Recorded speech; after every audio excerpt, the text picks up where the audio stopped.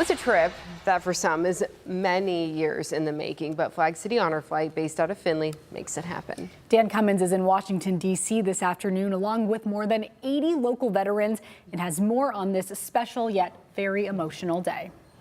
We're near the Vietnam Wall right now.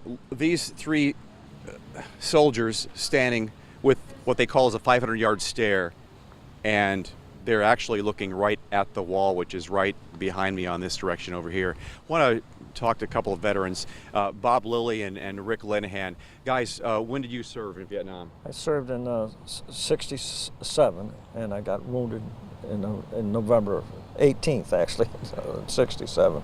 And I never came back. I went to Japan, the hospital. So.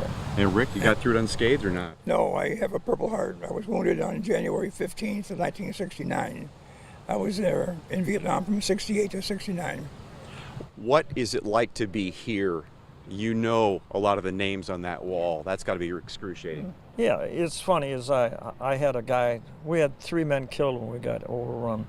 And one guy, his name is Brown Otter, and it's an Indian. He's an Indian name. So his brother emailed me looking to find out how he died. Well, the lieutenant told me he was in a listening post, LP, and they killed all 3 of those guys out there. But I don't know that to be a fact. When I was looking up here, and the names used to be, I was over here years and years ago with my young kids, and they had a person to help you. They would go look up names for you and stuff like that. But, and, you know, I like coming here. That is a good monument for the Vietnam guys.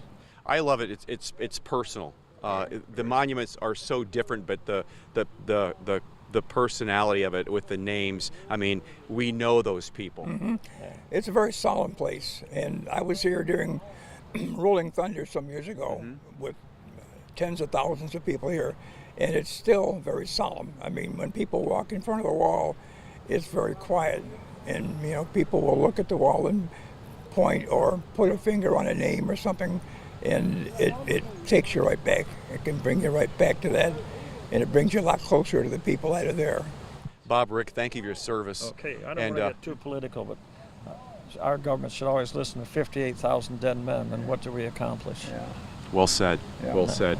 More great stories coming up throughout the afternoon. Also, don't forget our homecoming tonight.